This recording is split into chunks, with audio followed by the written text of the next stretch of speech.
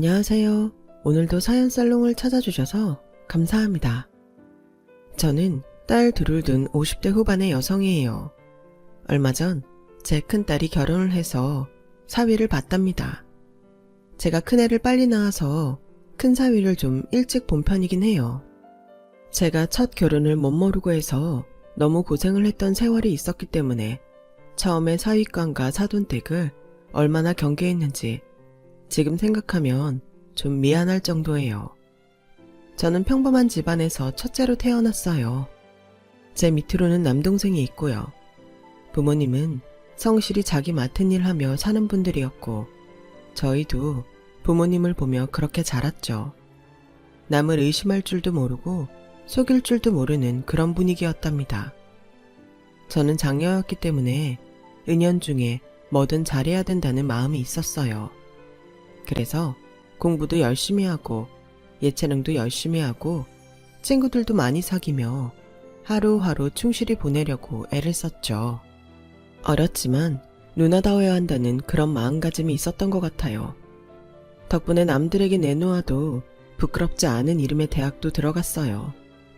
대학 생활도 무난하게 잘한 편이었어요. 사고를 일으키지도 않았고 학점을 잘못 받는 일도 없었고요. 제 인생은 회사에 들어갈 때까지 정말 무난하게 흘러갔어요. 가끔은 좀 따분하다는 생각도 들었지만 다들 이렇게 살겠거니 했어요. 친구들 중에는 대학을 졸업하고 회사를 다니는 대신 집에서 신부 수업을 하는 애들도 몇 있었어요.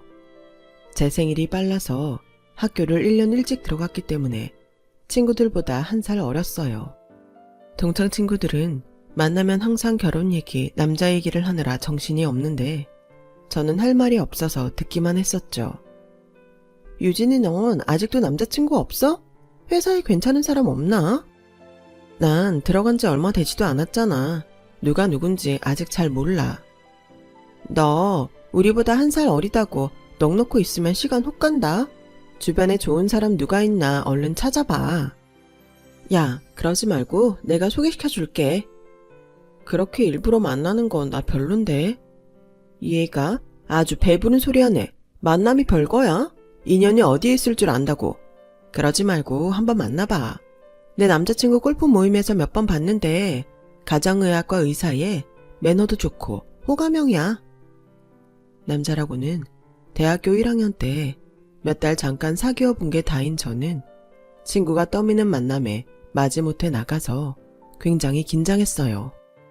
심유진 씨 듣던 것보다 더 조용하고 차분하시네요. 제가 이런 자리가 처음이라 낯설어서 그런 것 같아요. 아, 저는 칭찬으로 드린 말씀이에요. 그냥 같이 앉아만 있는데도 마음이 편해지는데요. 저랑 있는 게 불편하신 건 아니죠? 그런 건 아니에요. 혹시 그렇게 느껴지셨으면 죄송해요. 유진 씨는 제가 만났던 여자들하고 많이 달라요. 순수한 것 같아서 참 좋네요. 라며 제게 굉장히 호감을 표시했어요. 저도 그 사람이 마음을 편하게 해주는 말들이며 박학다식한 게 마음에 들었고요. 저희 이렇게 한번 만나고 끝내기는 좀 섭섭한데 다음에 한 번 더 볼까요? 주말에 시간 어때요? 네, 괜찮아요. 그때는 어디서 볼까요? 제가 아는 분위기 좋은 레스토랑이 있는데 거기 예약하고서 다시 연락할게요. 그렇게 저희는 한 번 또 만나고 그 다음에 또 만나기로 하고 그러면서 계속 만남을 이어가며 서로에게 정이 들었어요. 그리고 결국 만난 지 4개월이 좀 안 됐을 때 결혼을 결정하게 됐죠. 그래도 사계절은 만나보고 결혼할지 말지 정하라고 하잖아. 너무 급하게 서두르는 거 아니야? 나도 너무 빨리 결정한다는 마음이 있어서 좀 불안하긴 한데 그 사람이 어차피 계속 만날 거면 그냥 결혼하는 게 더 낫지 않겠냐고 하더라고. 나도 그 말이 맞는 것 같아서 뭐 이왕 결혼할 거 빨리 하지 뭐. 소개시켜준 친구가 걱정하는 걸 염려 말라며 안심시켰어요.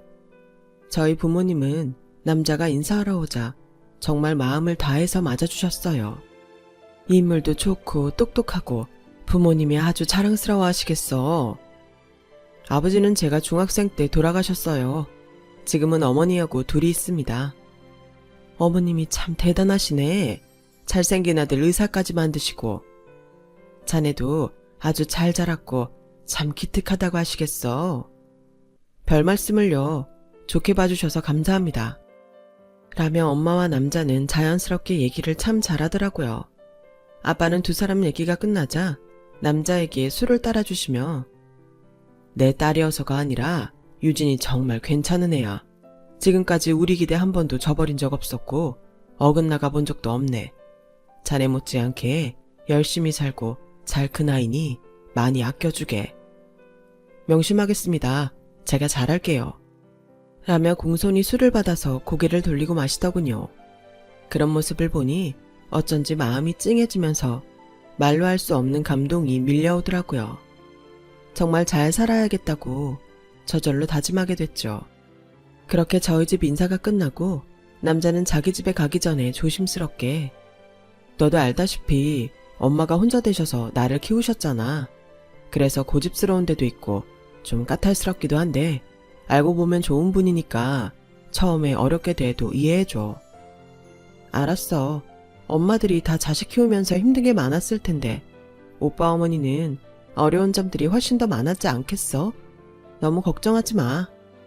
라고는 했지만 속으론 좀 긴장이 됐어요.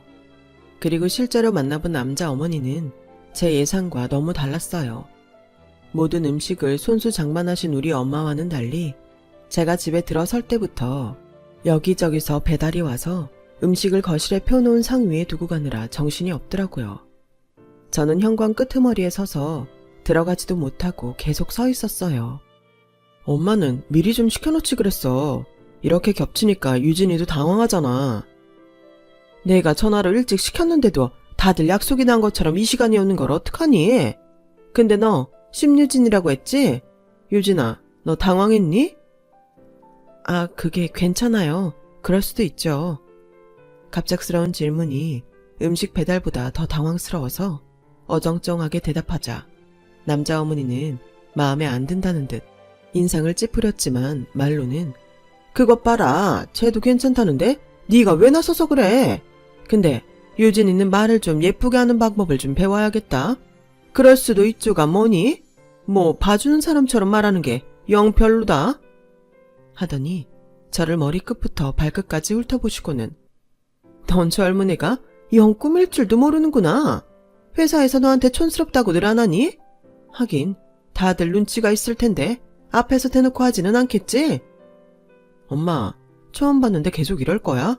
그런 말도 좀 친해지고 나서 해야 유진이가 오해를 안 하지. 엄마 마음에 안 든다고 생각할 거 아니야. 이런 건 솔직하게 얘기해줘야 좋은 거야. 앞으로 한 식구 될 거면 지금 예의만 차린다고 나중에 서로에 대해 모르겠어? 그리고 까놓고 얘기해서 얘가 내 마음에 썩 차는 건 아니지. 그래도 내 아들이 의사인데 좀 더 나은 신부가 원하는 건 당연하잖아. 지난달에 선본 구청장 딸이 더 괜찮다고 내가 몇 번이나 말을 해. 엄마, 그런 얘기는 좀 안 하면 안 돼요. 이미 지난 거잖아요. 라며 남자는 당황해서 자기 어머니 말을 얼른 무마하려고 했지만 벌써 제가 다 들은 후였어요. 유진이 너도 알아둬야 되는 게 내 주변 친구들을 봐도 우리 상욱이 같은 애 없거든. 어디에 내놔도 빠지지를 않고 어찌나 끊임없이 선자리가 들어오는지 몰라. 내 친구들 중에서 내가 용돈도 제일 많이 받아. 그러니까 너 결혼하고 나서 내 용돈 줄일 생각하면 안 된다. 저는 식당에서 시킨 음식들이 비위에 안 맞아 제대로 먹지도 못한 데다가 남자 어머니가 끊임없이 쏟아내는 당황스러운 말들 때문에 정신이 없어서 그 집에서 나올 때에는 다리가 절로 휘청거리더라고요. 유진아, 아까 엄마가 한 말들 너무 신경 쓰지 마. 원래 엄마들이 아들 장가 보낼 때 좀 섭섭해한다잖아. 우리 엄마도 그래서 괜한 소리 한 거니까 그러려니 해. 그래도 지난달에도 손을 봤다는 건 좀 충격이네. 나하고 결혼 약속했었잖아. 소개해주신 분이 안 만나면 자기가 곤란하다고 하도 성화여서 어쩔 수 없이 나갔던 거야. 그런 건 좀 이해해줘야지. 네가 이렇게 뾰족하게 굴면 어떡해. 이게 뾰족하다니 나도 더 이상은 할 말이 없네. 오늘 긴장한 데다가 음식도 제대로 못 먹고 정신이 하나도 없었는데 나한테 숨기고 선을 봤으면 미안하다고 해야지. 그래, 됐다. 내가 무슨 말을 더 하겠어. 그만 가볼게. 라며 속상해서 돌아왔어요. 그날 밤 남자는 저한테 전화를 해서 자기가 미안했다고 하더라고요. 저도 남자 어머니를 너무 나쁘게만 받아들였나 해서 알겠다며 나도 미안하다고 했죠. 그리고 저희 결혼 준비가 진행이 됐죠. 남자 어머니는 저희 엄마가 준비하는 혼수마다 자기 아들이 의사라는 걸 내세워서 이것저것 다 트집 잡고 최고급품이 아니면 전부 다 거절했어요. 부모님은 아들이 의사인데 자부심이 얼마나 대단하면 이러겠냐며 이해할 수 있다고 하셨고 최대한 남자 어머니가 원하는 대로 맞춰주셨어요. 제가 회사에 다닌 지 얼마 되지 않아서 결혼할 자금도 적은데 제 돈보다 부모님 돈이 훨씬 많이 들어가게 생겨서 저도 너무 미안했어요. 엄마, 내가 결혼해서 살면서 다 갚을게. 정말 미안해. 그런 소리 마라. 잘 사는 집 부모들은 이보다 더한 것도 해주는데 엄마 아빠가 이 정도 능력밖에 안 돼서 더 미안하지. 너는 그저 결혼해서 잘 살기만 하면 돼. 그렇게 저는 부모님의 배려로 결혼을 했고 남들처럼 싸우기도 하고 웃기도 하면서 신혼생활을 보냈어요. 시어머니가 저한테 딱딱하게 굴고 심술궂은 말을 하는 건 시간이 지나면 나아지겠지 하며 참고 넘어갔죠. 그리고 저희는 아이를 2년쯤 뒤에 가지려고 했는데 예상보다 빨리 생겨서 결혼하고 1년이 좀 넘었을 때에 딸아이를 출산하게 됐어요. 친정 부모님과 동생은 너무 축하한다며 갖가지 선물을 챙겨서 저의 병실을 채워줬어요. 그런데 시어머니는 뒤늦게야 임산부 패드 몇 개를 가져오셔서는 예정일보다 훨씬 일찍 나와가지고 난 친구들하고 여행도 못 가고 이게 뭐니? 근데 좀 전에 신생아실에서 얘를 봤는데 우리 상욱이는 하나도 안 닮았다. 우리 상욱이 애가 맞기는 맞는 거지? 어머니, 무슨 말씀을 그렇게 하세요? 여기 간호사들도 다 저보다 그이 많이 닮았다고 했어요. 그리고 어머니, 그 사람 애가 맞냐뇨. 그게 지금 막 애 낳은 저한테 하실 말씀은 아니죠. 제가 그이 말고 누구 만나본 적도 없는데 어떻게 그런 말씀을 하실 수 있어요? 예, 노파심에서 그런 말 할 수도 있는 거지? 뭘 그렇게 발끈해? 발끈이 아니라 그렇잖아요. 애 낳고 누워있는데 그런 말 들으면 누가 좋겠어요. 지금 우리 부모님 안 계시니 망정이지. 엄마라도 계셨으면 어쩌려고 그러세요. 아우, 그래 너 잘났다. 너 아주 애 낳더니 기세가 등등하구나. 떡두꺼비 같은 아들도 아니고 꼴랑 딸 낳아놓고 유세가 대단하네. 그래, 어디 알아서 몸조리 잘해봐라. 라더니 임산부 패드를 제 앞에 확 팽개치고 가버렸어요. 그런데 남편은 시어머니 때문에 기분이 확 잡쳐서 저기압인 저한테 당신 우리 엄마한테 뭐라고 했다며? 노인네가 그러려니 하라니까. 왜 그렇게 참지 못하고 공격적으로 굴어? 아무리 당신이 지금 애 낳고 누워있어도 그렇지 나이 드신 분 비위 하나를 못 맞춰줘? 이러지 말자 우리. 뭘 그러지 마라. 그럼 당신 애가 맞냐는 소리를 그냥 듣고 넘겨야 돼? 그건 산모한테 할 소리야. 당신이 이렇게까지 당신 엄마 편 들 줄은 몰랐네. 라며 소리를 버럭 지르자 남편도 평소와 다른 제 모습에 놀랐는지 알겠다 미안하다 하면서 물러서더라고요. 그리고 퇴원을 한 뒤부터 저는 아이를 키우느라 정신이 없었어요. 남편은 병원 일이 피곤하고 힘들다는 핑계로 아이 기저귀 한번 갈지 않았고 밤이고 낮이고 아이가 울면 안아서 달래고 우유 먹이고 남편이 출근할 때 챙겨달라는 거 챙겨주고 저녁에도 밥상을 거의 12첩 반상으로 차려야 되는 힘든 일상들이 이어졌어요. 남편은 반찬 한 가지라도 부족하면 숟가락을 놓고 먹지 않았거든요. 그러다가 어느 날 남편이 집에 지갑을 놓고 갔길래 병원에 전화를 할까 하다가 바람도 쐴 겸 아이를 포대기에 업고 병원으로 갔어요.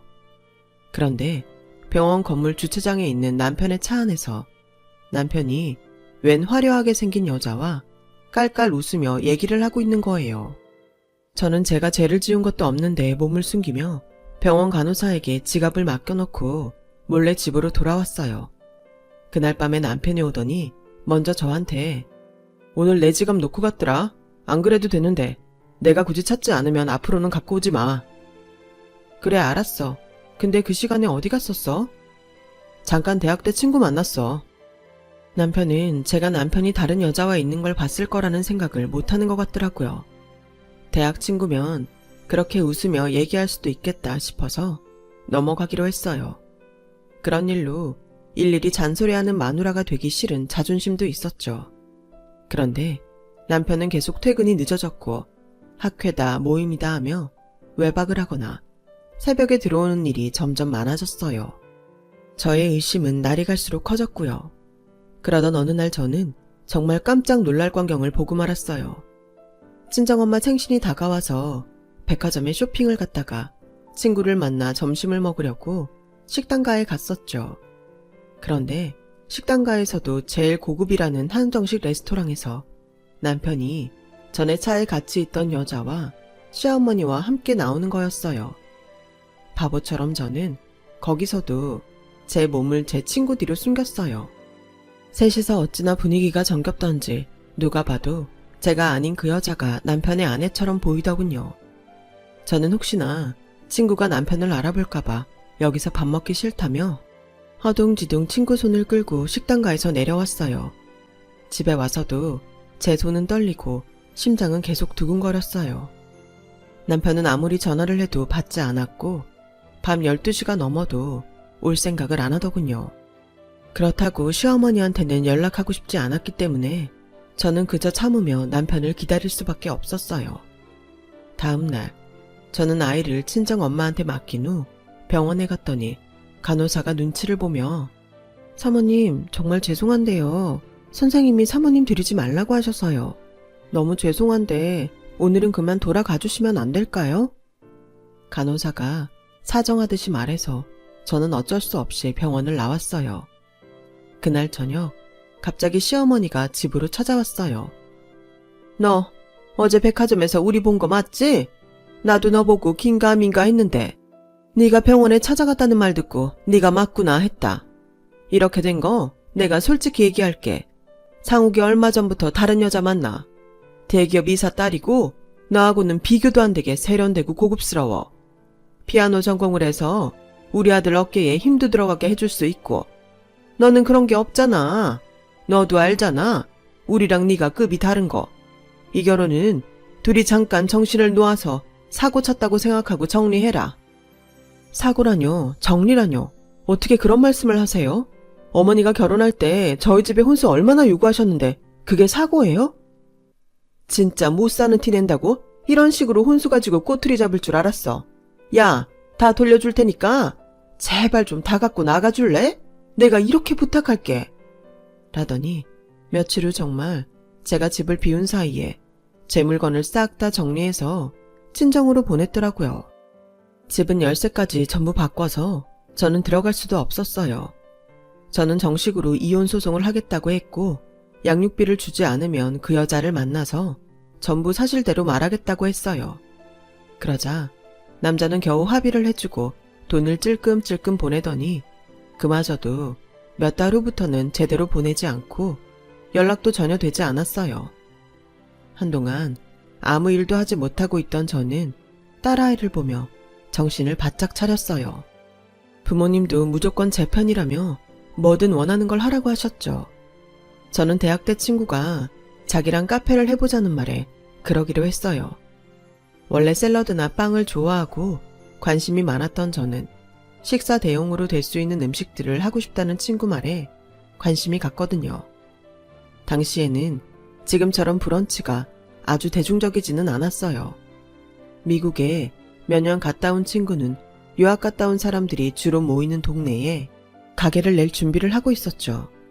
저희는 브런치와 베이글처럼 유학생들이 좋아할 만한 것과 한국인들 입맛에 맞는 샐러드를 개발해서 내놓았고 반응은 정말 폭발적이었어요. 저희 가게는 줄 서며 기다리는 사람들이 갈수록 늘어갔고 2년도 안 돼서 옆 가게까지 얻어 하나로 터서 자리를 늘렸어요. 그래도 손님은 계속 늘어만 갔고 저와 친구는 신메뉴를 개발하기 위해서 해외에 나가서 여러 가지 브런치와 샐러드를 먹어보고 연구했어요. 가게를 확정하고 3년 후에 친구는 저에게 2호점을 맡아보라고 하더군요.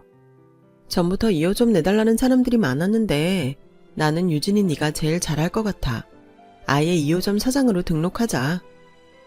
너무 고맙긴 한데 내가 투자를 많이 한 것도 아닌데 그렇게 해도 될까 모르겠네. 이런 음식 사업 손발 맞추는 거 쉬운 거 아니야. 주변에서 실패하는 것도 많이 봤거든. 네가 있어서 나도 이렇게 잘 된 거니까 그렇게 하자. 그렇게 저희는 다른 지역에 2호점을 냈고 오픈하기 전날 저는 사장이 된 기념으로 엄마랑 딸을 데리고 쇼핑을 했어요. 먼저 강남의 유명한 미용실에 가서 엄마와 머리를 하고 거기서 메이크업까지 했죠. 세 사람이 예쁘게 꾸미고 그 건물을 나서는데 건물 청소를 하는 할머니가 밀대로 바닥을 닦다가 저희 딸 옆구리를 쳤어요. 아이가 아파서 우는데 미안하다는 말도 안 하길래 속상해서 한마디 했더니 그 할머니가 저희를 돌아보는데 저와 엄마는 완전 깜짝 놀랐어요. 바로 전 시어머니였거든요. 시어머니도 저희를 알아보더니 딸아이를 잡고 네가 민지구나? 그렇지? 하는데 엄마가 시어머니를 뒤로 밀치며 아이를 안았어요. 어디 감히 우리 귀한 소녀한테 손을 대요? 얼른 가자. 아주 기분 좋았다가 다 망치겠다. 라며 먼저 앞장서서 나갔고 저도 엄마 뒤를 따라 나갔어요. 그러자 시어머니는 저를 붙잡더니 손녀 제대로 못 보고 산 세월이 얼만데 이대로 가면 어떡하냐? 내가 할머니라는 건 알려줘야지. 알아서 뭐 하라고요? 댁에 아들애 맞냐던 애한테 뭐하러 알려요? 위자료도 제대로 안 주고 연락도 끊더니 이제 와서 할머니 노릇하고 싶으세요? 그런 건 그 잘난 대기업 이사 딸이 낳은 애한테나 하세요. 그냥 그거 다 거짓말이었어. 우리 아들 꼬드겨서 병원까지 다 팔아먹고 돈 들고 야반도주 했다고. 상욱이는 한 푼도 없어서 지금 친구네 병원 페이닥터 하다가 주식 투자가 완전히 망해서 너는 보니까 팔자가 핀 것 같구나. 남이야 팔자가 피든 말든 그쪽에 신경 쓸 일 없으니까 앞으로 혹시 마주치더라도 아는 척 하지 마세요. 라며 손을 뿌리치고 나가려고 하자 제 앞을 막으며 예, 그래도 네가 우리 상욱이 애도 낳고 산 시간이 있는데 이렇게 매정하게 굴면 어떡하니? 아이도 아빠가 있는 게 낫잖아. 그러지 말고 우리 상욱이랑 다시 잘해봐. 말 같지도 않은 소리 하지도 마세요. 잘해보긴 뭘 잘해봐요. 자꾸 이러면 여기 건물주한테 말해서 여기서도 일도 못하게 할 거예요. 아저씨, 이 할머니 저 붙잡고 이상한 소리 하는데 좀 데려가세요. 라고 하자 경비 아저씨가 나와서 시어머니를 데려갔고 시어머니는 예, 내가 잘못했다. 우리 생각이 짧았어. 정말 잘못했다. 라며 울부짖었지만 저는 끝내 돌아보지 않고 그곳을 나왔어요. 지금도 생각하면 내가 왜 더 모진 말을 못했나 싶고 여전히 억울함도 있지만 자기가 한 대로 다 돌려받는다는 말을 실감했죠. 세상에 누가 의사 아들 있다고 그렇게 큰 소리 치던 시어머니가 남의 건물 청소를 하고 있을 줄 알았겠어요. 평생 잘 나갈 줄 알았던 남편도 마찬가지고요. 저와 엄마는 그걸 보고 정말 착하게 살자고 다시 다짐했죠. 저는 그 일이 너무 끔찍해서 결혼은 생각도 안 했는데 좋은 사람을 만나니 또 마음이 달라지더군요. 저처럼 딸과 둘이 살던 남자를 만나서 결혼하고 우리 민지 결혼시키고 이렇게 잘 살고 있는 저를 돌아보니 정말 지나간 모든 일들이 꿈만 같네요. 한평생 살면서 착하고 좋은 일 하며 살라는 교훈을 주려고 그런 일을 겪었나 보다 하고 있어요. 힘든 시간을 보내고 계신 분들이 있다면 이때는 다 지나가고 꼭 좋은 날이 온다고 말씀드리고 싶어요. 저처럼 벼랑 끝까지 갔다가 매일 봄날처럼 사는 사람도 있잖아요. 그런 분들에게 제 이야기가 희망이 됐으면 좋겠네요. 다들 좋은 하루 되시고 건강하시길 바랄게요.